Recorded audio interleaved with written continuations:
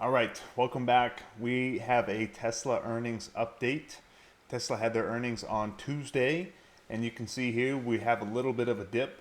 I believe it was down about 12% on earnings day, which to me was warranted. They announced decent numbers, record revenue, but they missed on earnings per share.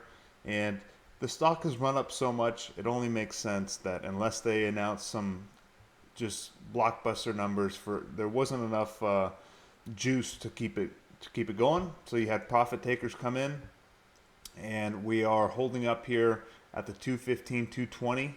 Um, Looks a little sketchy here. It wouldn't surprise me if we come back down to 200 bucks, but we'll have to wait and see. Still, we're back into this downtrend. We peeked our head out of this 2-year downtrend, and now we are back in it. We'll see how low we go before we start testing this resistance line up here again. We do have the AI day coming up, I believe in September. They did postpone it, so who knows? Maybe we get a run up into that. Maybe the market continues to rotate as we've talked about, and we see a broader pullback. That's going to pull down Tesla as well. So let's get into the numbers here. Revenue grew 2% to record revenue of 25.5 billion. That's almost a $1 billion beat. The average price per vehicle continued to decline, as well as deliveries were down around 7% year over year when it comes to automotive revenue. The gross margin was around 18%, which is flat year over year. The operating margin was 6%, which is down slightly year over year. And they did miss on earnings per share. When we look at a couple graphics here, you can see still automotive, big chunk of the revenue. That is the big driver for Tesla. But we are seeing a nice growth here in energy. Energy is up 100% year over year to $3 billion in revenue. And services is up 20% year over year to $2.5 billion. So those are going to be your higher margin products as well. So when we look here at the margin breakdown, energy is in green, 25%. That is their highest margin. It used to be the automotive. Autos used to be around 25% margin, and that has been going down as they cut prices. They are cutting prices, but they are moving more product when it comes to automotive. So the long-term vision with Tesla is the auto margin will continue to go down or stay around this 10 to 15%, but you're going to keep most likely the energy margin as well as an increase in services margin. When you have full self-driving become adopted by a lot more users, that's going to be their high margin product, and that'll be under services, and that should be a much higher margin than the 6% they have here right now. I don't know if they have insurance under services as well, but that is the long-term vision here. They are cutting prices strategically to move more product, to get more cars out there, and they are betting on down the road people upgrading those vehicles to full self-driving. We'll wait and see if that's the case. Full self-driving is pretty incredible. I had it for a month, last couple months, and it's really, really good, and we're still in the early stages of this. So we'll have to wait and see if that's the case, but it is a strategic move for them to cut the prices on the cars and move more product. But in the short term, you're going to see their margin go down, which is going to hurt their earnings per share and things like that. So when we look here at their operating cash flow and free cash flow, this is something we talked about last quarter. This was bad to see here in quarter one, but it's great to see us rebound back to a normal quarter. So let's hope we can continue this trend and not have another quarter like we did in Q1, where our free cash flow was just in the toilet. When we're looking at the deliveries chart, that was starting to slump as well. It's good to see it rebound back up again. Now, Tesla has been doing a lot of interest rate incentives where they're giving out 1% interest rates on some of their cars, and that's going to move product. How long can they continue to do that without just totally eroding their margin? We'll have to wait and see.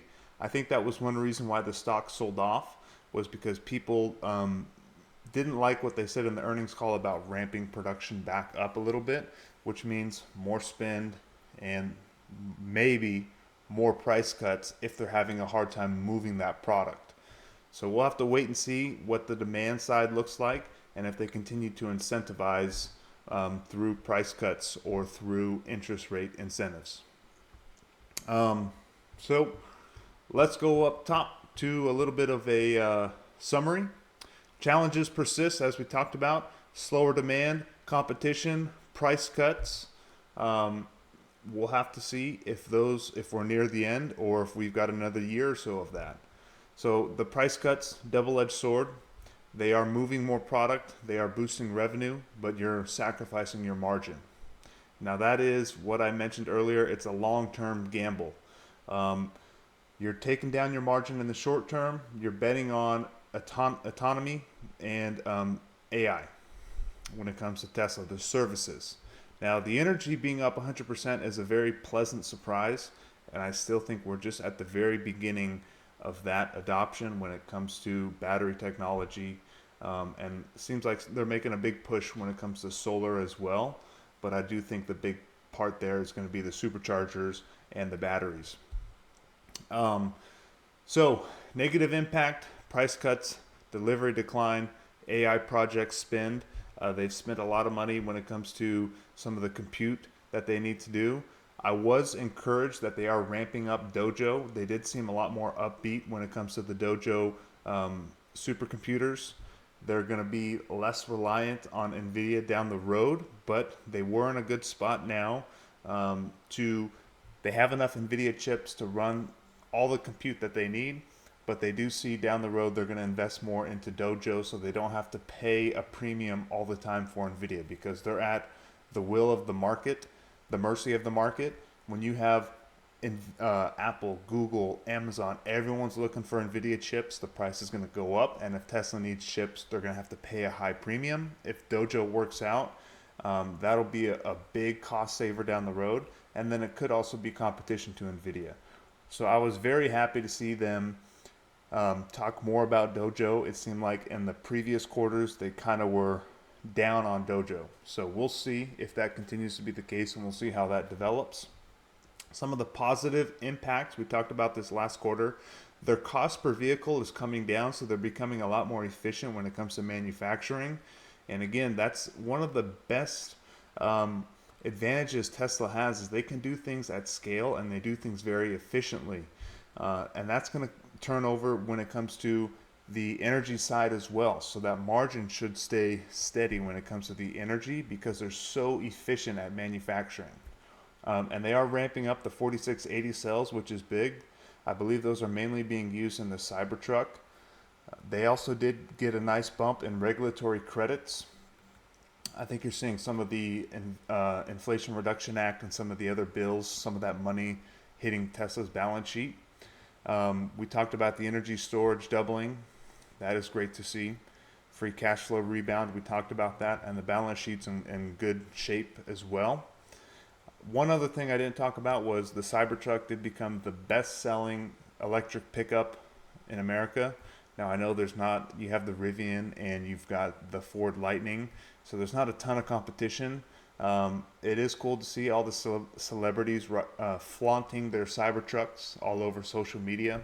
So we'll see if it's a flash in the pan, if it's like an initial, I like the Cybertruck, and people get tired of it down the road. So we'll just have to wait and see how that is. But overall, I would say a good quarter. The question is, they did do a lot to kind of goose the numbers. There's a lot of things where it's like, can you keep it up? Are the regulatory credits going to be kept up? Are you going to keep up with the interest rate incentives? And, if we get a bigger slowdown in the economy, what's that going to look like for demand? Is that going to cause for even more incentives, which is going to erode the margin as well? So I don't think we're out of the woods yet, and I think that's what the market is sniffing out as well. But that is more of a short term. I talked about at the beginning of the year, I see Tesla being just a dog for this year. It was a pleasant surprise to get that nice skyrocket into earnings. We had just this huge pump. I did not expect that at all, and that was a lot of hype over Elon getting paid, AI. So we'll see if the AI trade comes back. Tesla's an AI company that sells cars. They make money on selling cars, but down the road, I see them really being an AI company. They did talk a lot about their Optimus robot. I don't want to talk too much about that because that's just so far down the road. Let's focus on full self-driving. But I am looking forward to AI Day in September, it's either September, October. So I don't expect a whole lot from the stock price. I did have some shares called away at 250. I mentioned I was selling covered calls. I think I sold the 240 call and then I had to roll it up. And then I just got assigned. So I sold about a third of my position up at 250. I'm looking to start selling puts under 200 bucks. If we can get into the 210 range, I'll start to look at some puts. The premiums really got crushed, which is typical. Post earnings, you have the volatility crush. So I'm waiting for the market to keep being a little bit volatile, so that way the premiums in the puts can go up. But I am happy to de-risk a little bit. I'm happy to get this huge pump here, lock in some profits, have some cash. Because as you'll see when I get to my market update video, I think the market, the NASDAQ especially, is due for a little bit more of a pullback, which I'm looking forward to. So I'll save that for my market update video. But overall, Tesla quarter was a good quarter. They did miss 4 quarters in a row. So that is the 4th quarter in a row of red earnings. But it is record revenue. It's not a super friendly environment for car companies right now. So I think they're holding up pretty well. And it was really exciting to see the energy boost. So that's all I got for this quarter. I'm looking forward to AI Day. And I'm sure I'll have some updates when it comes to covered calls and the wheel strategy for Tesla. I'm just waiting for the volatility to pick back up. So everyone, stay cool, and I will see you in the market update video.